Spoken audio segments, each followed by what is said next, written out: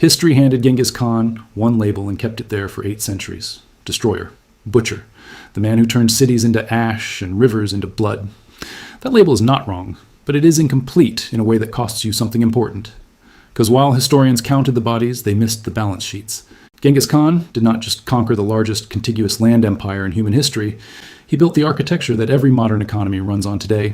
The trade routes you call globalization, the financial instruments your bank uses, the paper money in your wallet, the logistics networks that move goods from a factory in Shenzhen to a warehouse in Ohio. The organizational blueprint for all of it traces back through a long and largely untaught chain of causation to a man born in a felt tent on the Mongolian steppe in 1162. The conquest was the headline. The economic system was the story. And the story is more consequential, more structurally radical, and more directly connected to your world than anything your history textbook bothered to tell you. Most people look at the Mongol Empire and see military power. They see cavalry and siege engines and the sheer geographic scale of the thing. What they miss is the machinery underneath, the bottlenecks the Mongols systematically destroyed, the infrastructure they engineered from nothing, the financial instruments they deployed across an empire that stretched from the Pacific Ocean to the gates of Vienna.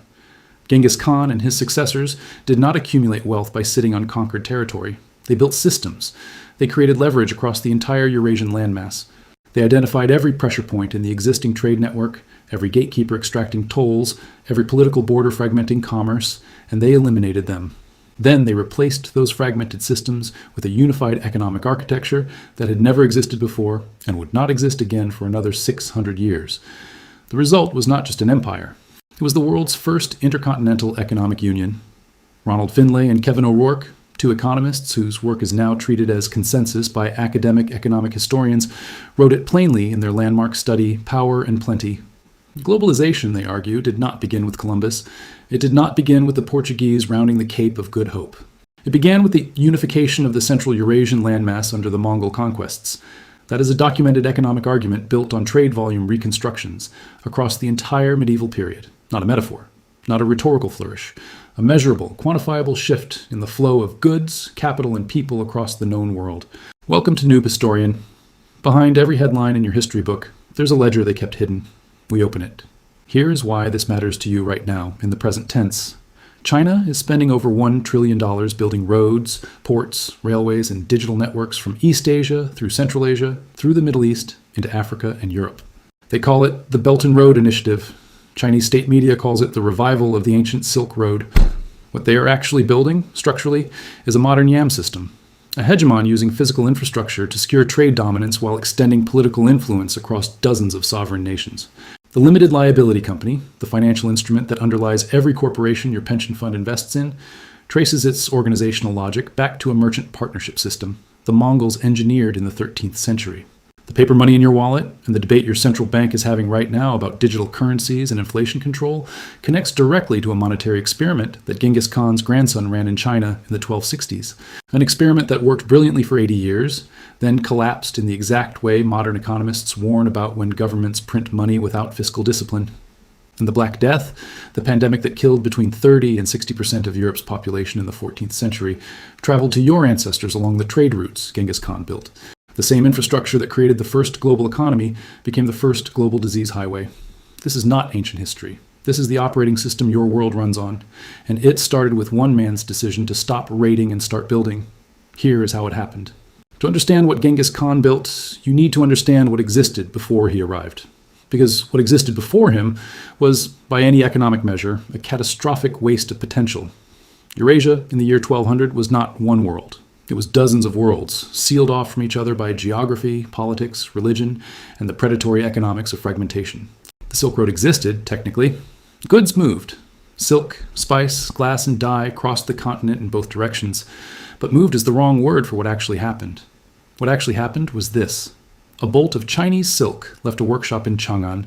It passed through the hands of a Chinese merchant, then a Central Asian intermediary, then a Sogdian trader, then a Persian wholesaler, then an Arab sea merchant, then an Italian broker in Alexandria, then finally arrived in a Venetian market, having passed through perhaps a dozen different political jurisdictions, each one extracting tolls, tariffs, bribes, and margins. By the time that bolt of silk reached a Florentine buyer, its price had multiplied by a factor that bore no relationship to its production cost. The gatekeepers were the economy. Extraction was the business model. The flow of actual goods was secondary to the flow of fees. Beyond the price problem, there was the security problem. Traveling the Silk Road in 1200 was not commerce. It was a gamble. Bandits operated freely between political boundaries. Rival city-states taxed each other's merchants into insolvency. Wars erupted without warning and closed entire corridors for years. A merchant who set out from Venice with a wagon of goods had no reliable expectation of reaching China, and no legal infrastructure protecting his investment if he never came back.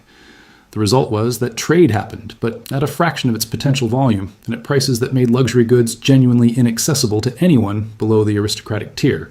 The structural inefficiency was so deep, so normalized, that no one in 1200 could imagine a different system. The gatekeepers had been the gatekeepers for centuries. The tolls were just the cost of doing business. Then the Mongols arrived, and they did not negotiate with the gatekeepers. They removed them. Between 1206, when Temujin unified the Mongol tribes and took the title Genghis Khan, and 1279, when his grandson Kublai Khan completed the conquest of China, the Mongols systematically dismantled every political barrier across the Eurasian landmass. The Silk Road's dozen jurisdictions collapsed into one. The tolls, the local tariffs, the protection rackets operated by petty kingdoms and city-states, all of it disappeared under the weight of Mongol cavalry. What replaced it was something the world had never seen. But here is what most accounts of the Mongol conquest miss entirely. Genghis Khan did not destroy trade infrastructure. He destroyed the fragmentation of trade infrastructure. The roads, the caravanserais, the mountain passes, he used all of those. He simply removed every human-made barrier that had been placed across them for centuries of political selfishness. The conquest was not an economic plan. It was the precondition for one. The plan came after, and the plan was extraordinary. Before you had FedEx, before you had the postal service, before you had the telegraph or the telephone or the internet, the fastest way to move information across a continent was to ride a horse until it collapsed and then find another one. Genghis Khan turned that simple fact into the world's first logistics network. The YAM system, sometimes transliterated as JAM, was a relay station infrastructure that the Mongols engineered across the entire empire beginning in the early 13th century. At its operational peak, the network comprised over 10,000 stations, positioned at intervals of roughly 25 to 40 kilometers across the entire Eurasian landmass, from the Pacific coast of China to the borders of Eastern Europe. Marco Polo, who traveled the network in the 1270s and documented it in extraordinary detail in his accounts, recorded that the stations maintained a standing reserve of over 300,000 horses at any given time. Read that number again. 300,000 horses pre-positioned across a continent, available on demand for official travelers, merchants, and imperial couriers. Nothing like this had ever existed. Nothing like this would exist again until the 19th century postal systems of industrializing Europe. The mechanics of the YAM were precise. A rider carrying an official imperial tablet, called a peza, would arrive at a station and receive a fresh horse, food, shelter, and any supplies needed to continue the journey. The exhausted horse would be rested and prepared for the next rider. No time wasted, no negotiation, no payment at point of service. The system ran on imperial authority and pre-funded logistics. The speed the YAM achieved was staggering. A message or a shipment that would have taken weeks or months to cross traditional trade routes, navigating through political checkpoints and security risks, moved through the YAM network in days. The Federal Reserve Bank of Richmond, his economic history publication, documented that official imperial communications moved at speeds across the Eurasian landmass that would not be matched by any Western postal system until the 18th century. But the YAM was not just a communication network. That is the detail most history coverage misses. The YAM was a commercial infrastructure. Merchants who obtained the proper documentation could access the station network and move goods along the imperial roads with a speed and security that had been structurally impossible in the pre-Mongol world. The roads were patrolled, the stations were maintained at imperial expense. The political authority of the Mongol Empire extended across every kilometer of the route, which meant that the protection rack and the local toll booth and the rival city-state's tariff man had all been removed from the equation. For a merchant operating in the 1260s, the YAM system represented something almost impossible to quantify in modern terms: certainty. For the first time in the history of Eurasian commerce, you could calculate your costs before you started a journey and expect those costs to remain roughly stable when you arrived. The unpredictability that had made long-distance trade a gamble for centuries had been engineered out of the system. This was not an accident of conquest. The Mongol leadership actively maintained and funded the YAM as an imperial priority. When stations deteriorated, they were rebuilt. When routes became insecure, patrols were increased. The infrastructure was treated as a strategic asset, which it was. Every merchant who moved goods through the YAM system was paying, in various forms, into the Mongol imperial revenue base. The infrastructure paid for itself through the trade it enabled. This is the structural logic that China's Belt and Road Initiative is attempting to replicate right now at a cost exceeding $1 trillion. Build the infrastructure, secure the routes, capture the trade flow. The Mongols invented that playbook in the 13th century, and the yam was only the first layer of the system. In your wallet right now, or on your phone, you carry a collection of credentials, a passport, a credit card, a government-issued identification document. Each of these is a claim on a system of trust. They tell other people and other institutions that a recognized authority has verified who you are and extended you certain rights. The Mongols invented that concept at the scale of a continent. The paisa, which translates roughly as golden tablet or golden passport, was a credential system that the Mongol Empire deployed to create a unified trust infrastructure across the entire Eurasian landmass. A merchant or official who carried a paisa bearing the seal of a Mongol Khan received legal protections, logistical access, and commercial immunities that crossed every political boundary within the empire. There were tiers. Iron paisas granted basic access and protections. Silver paisas granted elevated status and access to the yam network's full resources. Gold paisas, the highest tier, granted near absolute authority and protection even from senior Mongol officials. The tiered system was not arbitrary. It was a structured credential hierarchy that allocated trust and access based on the holder's relationship to imperial authority. For the merchant class, the paisa transformed the economics of risk. Before the Mongol system, a merchant traveling from Venice to China operated in a legal void between political jurisdictions. If his goods were stolen in Central Asia, there was no legal authority to whom he could appeal. If a local ruler decided to confiscate his inventory as a de facto tariff, he had no recourse. The risk of long-distance trade was not just physical. It was legal. There was no law that followed you across borders. The paisa created extraterritorial legal protection. A merchant carrying an imperial credential could appeal to Mongol authority at any station along the network. Theft of a paisa-protected merchant's goods was treated as theft from the Khan himself, which carried consequences severe enough to function as a genuine deterrent. The legal infrastructure transformed risk calculations across the entire merchant class of Eurasia. Morris Rosabi, whose work at the City University of New York documents the first verified direct contact between Europe and China in the 13th century, argues that this legal infrastructure was the essential precondition for the commercial explosion of the Pax Mongolica period.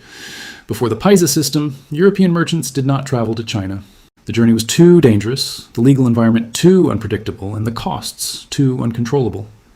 After the paisa system, they came in numbers sufficient to leave documented historical records in both European and Chinese archives. Marco Polo is the most famous example, but he was not exceptional. He was representative of a class of merchants and diplomats who began making the overland journey between Europe and China during the Pax Mongolica, roughly 1250 to 1350, because the Mongol legal and logistical infrastructure had made the journey commercially viable for the first time in history. The Oxford academic volume, Pax Mongolica, Trade and Traders in the Mongol Empire, documents how this transformation worked at the macro level. The editors describe how Mongol Eurasia transformed what had been dozens of disconnected microeconomies into a coherent macroeconomy for the first time. Goods, people, capital, and ideas moved across the continent at a scale and speed that had no historical precedent. And the legal infrastructure of the paisa was the mechanism that made it work, not the military conquest, not the roads, the trust system, the credential, the guarantee that a recognized authority would enforce commercial rights across the entire network. Your credit card works on the same structural logic. A Visa credential tells a merchant in Tokyo that Visa's network will enforce the transaction terms your bank agreed to. The paisa told a caravanserai operator in Samarkand that the Mongol Khan would enforce the protections his empire had guaranteed. The technology is different. The architecture is identical. Here is a piece of financial history that your business school almost certainly did not teach you. The limited liability company, the organizational structure that underlies every publicly traded corporation on Earth, the mechanism that allows investors to fund risky ventures without betting their entire personal wealth on the outcome, did not begin with the Dutch East India Company in 1602, which is where most financial history courses start the story. It began with the Ortoq. The Ortoq was a merchant partnership system that the Mongol Empire formalized and actively promoted beginning in the early 13th century. The name derives from a Turkic word meaning partner or companion. The structure was sophisticated enough that economic historians now describe it as a direct precursor to both the limited liability corporation and the modern insurance industry. Here is how the Ortoq worked. A wealthy principal, typically a Mongol noble or senior official with access to imperial resources, would provide capital to a merchant. That merchant would take the capital, acquire goods, travel the trade network, sell the goods, and return with the profits. The capital provider and the merchant would split the gains according to a pre-negotiated agreement. So far, that sounds like a straightforward investment structure. But the Ortoq had two features that made it genuinely radical for its time. First, the liability cap. The capital provider's financial exposure was explicitly limited to the amount of the original investment. If the merchant's caravan was destroyed by a natural disaster, or if a business venture failed, the principal lost his invested capital and nothing more. His other assets, his property, his other investments, were legally protected from the failure. This was not informal custom. It was an enforceable contractual structure backed by Mongol imperial law. Second, the risk pooling. Multiple principals could invest in a single merchant's journey. Multiple merchants could receive capital from a single principal across multiple journeys. The system encouraged the distribution of risk across a network of participants, which meant that any single failure was absorbed by the network rather than destroying any individual participant. The Federal Reserve Bank of Richmond's economic history publication documents the Ortoq as a formally recognized commercial institution within the Mongol Empire, with Mongol Khans themselves frequently serving as capital providers in Ortoq arrangements. This was not an informal practice at the margins of the economy. It was a central pillar of Mongol commercial policy, actively promoted because the Khans understood that more merchant activity meant more revenue flowing through the imperial tax system. The practical effect was to dramatically expand the pool of people who could participate in long-distance trade. Before the Ortoq, you needed to be wealthy enough to fund an entire trading expedition yourself, or you needed to find a single wealthy patron who was willing to risk his full personal capital on your journey. Both constraints severely limited the number of trading expeditions that actually happened. After the Ortoq, a merchant with no personal capital could obtain investment from a network of principals. A wealthy noble with no interest in traveling could deploy capital into dozens of trading expeditions simultaneously. The risk was distributed. The return potential was multiplied. The volume of commercial activity expanded dramatically because the structural barriers to participation had been engineered away. Does this sound familiar? It should. The modern venture capital fund operates on nearly identical structural logic. A fund manager aggregates capital from multiple limited partners, deploys it across a portfolio of risky ventures, and distributes returns proportionally. The limited partner's exposure is capped at their investment. The fund manager handles the operational decisions. The risk is pooled across the portfolio. The Ortoq was a venture capital fund operating in 13th century Eurasia. And because the Mongol Empire actively promoted it as a commercial institution, backed by imperial law, and accessible through the YAM network's infrastructure, the Ortoq system supercharged the volume of trade moving through the Pax Mongolica period. Merchants, who could never have participated in long-distance trade under the old fragmented system, became active participants in an intercontinental commercial network.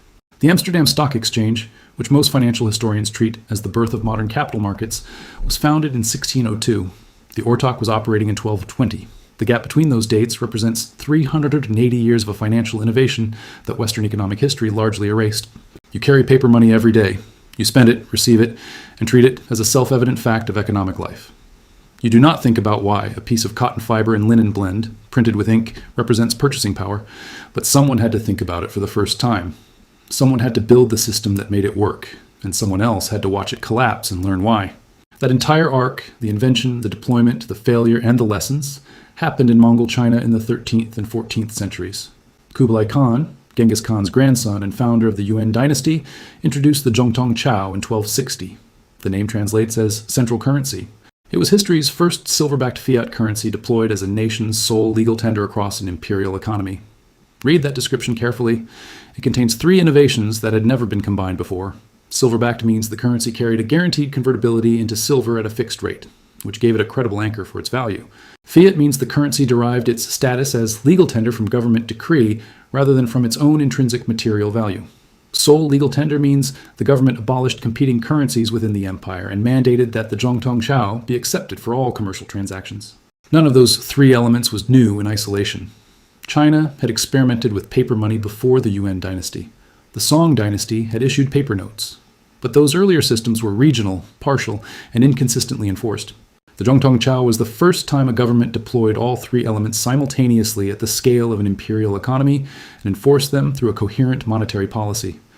The 2024 peer-reviewed article in the Economic History Review, which used quantitative analysis of historical price records from the Yuan period, documents how the system worked in its successful phase. The Zhongtong Chao initially functioned with remarkable stability. Merchants accepted the notes because the silver backing was credible and the enforcement was real. The money supply was managed with enough discipline to maintain price stability. Trade volumes expanded because paper currency was dramatically more portable and less costly to transport than silver bullion across the Yam network's thousands of kilometers. For the merchant class of the 1260s through the 1330s, the Zhongtong Chao was a genuine revelation. A merchant traveling from Beijing to Samarkand no longer needed to transport physical silver with all the weight, security risk, and logistical cost that involved. He carried paper notes backed by imperial guarantee. When he arrived at his destination, those notes were recognized and accepted throughout the imperial network.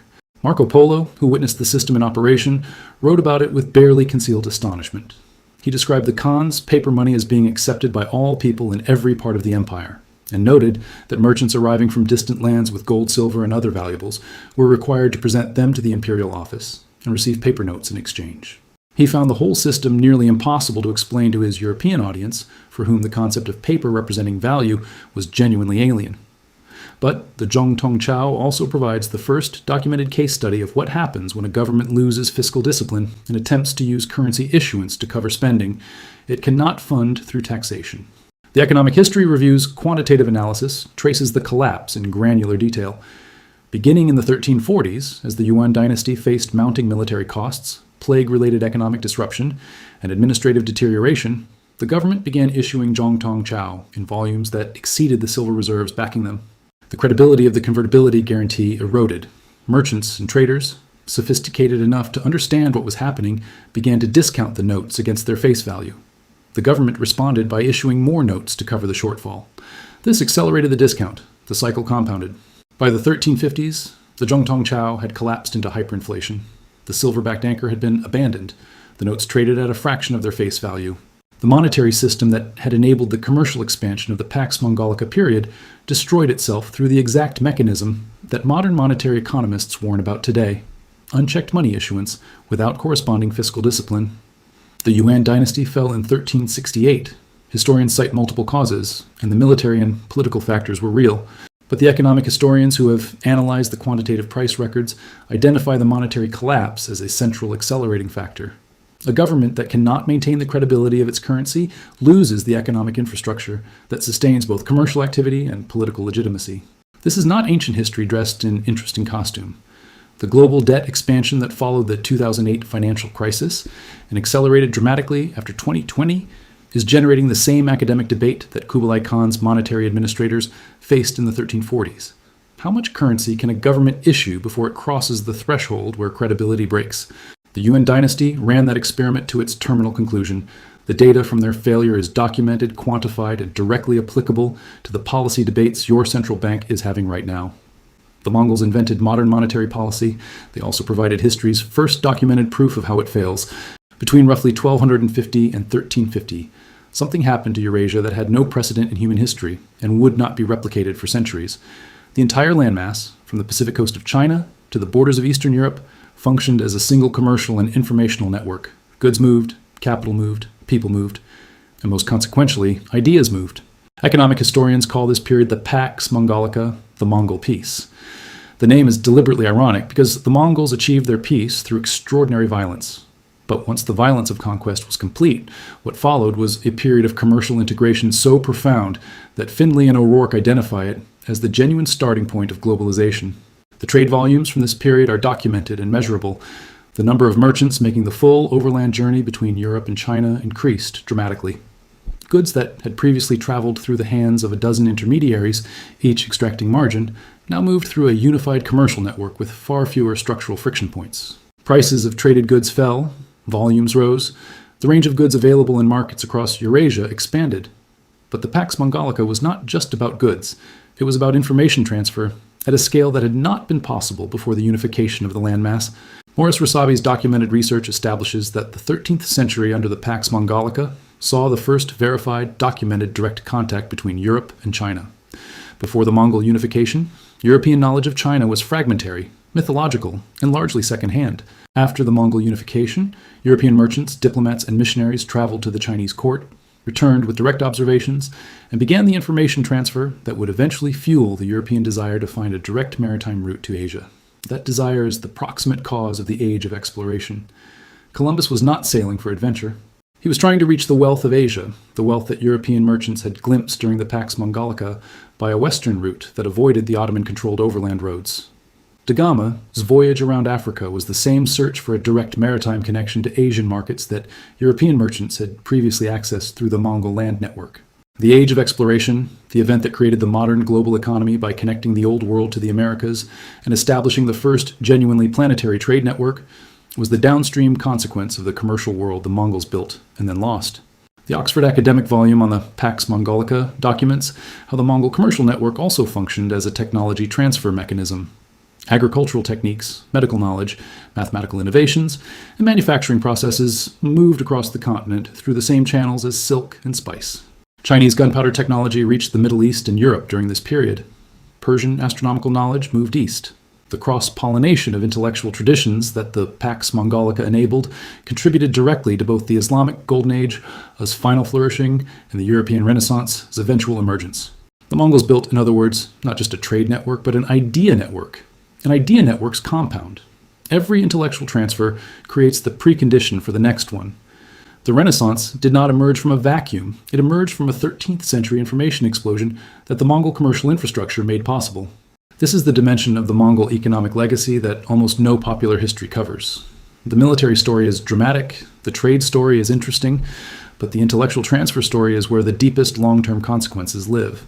Everything this video has told you about the Mongol economic system is accurate. The Yam was extraordinary. The Ortoq was revolutionary. The Zhongtong Chao was genuinely innovative. The Pax Mongolica created the first intercontinental commercial network and launched the chain of events that produced the modern global economy. In all of it, every innovation, every infrastructure investment, every carefully engineered financial instrument also built the most efficient disease highway in human history. In 1346, a Genoese trading colony at Kaffa on the Black Sea came under siege by a Mongol military force. Among the Mongol soldiers, a disease was spreading. A disease caused by the bacterium Yersinia pestis, which produces what history would later call the Black Death. The NIH published research on the plague's transmission documents what happened next. The Genoese merchants at Kaffa, fleeing the siege by ship, carried Yersinia pestis with them back to the Mediterranean ports of Europe. From Messina, from Genoa, from Marseille, the disease spread along the trade routes. The same trade routes the Mongols had built, maintained, and made maximally efficient. The same network that moved silk and spice from China to Europe with unprecedented speed and reliability. That network moved the plague from Central Asia to Western Europe in approximately 2 years. Without the Mongol commercial infrastructure, the spread would have been slower. The disease would still have traveled, because disease always travels with trade. But the density, the speed, and the geographic reach of the Mongol commercial network transformed what might have been a regional epidemic into a continental catastrophe. The George Washington University economic analysis of the Black Death's impact, documented in Jedwab's 2020 working paper, quantifies the scale. Between 1347 and 1351, somewhere between 30 and 60% of Europe's population died. Some regions lost more. The economic devastation was total and multi-generational. Agricultural systems collapsed because there were not enough survivors to work the fields. Craft industries lost their skilled practitioners. The Catholic Church, whose institutional authority rested on its ability to explain suffering and death, faced a crisis of credibility it never fully recovered from. The labor shortage created by the Black Death's death toll fundamentally restructured European feudalism. With fewer workers, surviving peasants had leverage they had never possessed before. Wages rose. Serfdom, the economic system that had bound European agricultural workers to land they did not own for centuries, began to collapse. The demographic catastrophe of the plague was one of the forcing functions that produced the economic liberalization of late medieval Europe. And that liberalization created the conditions for the Renaissance, for the age of exploration, for the scientific revolution. The same chain of consequences that runs from the Pax Mongolica's commercial integration, through the Black Death's demographic devastation, through European feudalism's collapse, leads to the modern world you inhabit. Here's the paradox that no textbook summary of Mongol history captures. The system that built the world also nearly destroyed it. The trade infrastructure that first connected Europe and China, that first demonstrated the commercial potential of Eurasian integration, that first moved goods and ideas and capital at continental scale, also moved the bacterium that killed tens of millions of people. The same engineering that made the Pax Mongolica the greatest commercial achievement of the pre-modern world made the Black Death the greatest demographic catastrophe of the pre-modern world. This is the central truth about infrastructure, about systems, about the mechanisms that connect and integrate economies. They do not discriminate between what they carry. They move everything with equal efficiency: goods and disease, capital and contagion, ideas and catastrophe. The Mongol system was not wrong to build what it built. The tragedy was structural, not intentional. And the modern parallel is not difficult to find.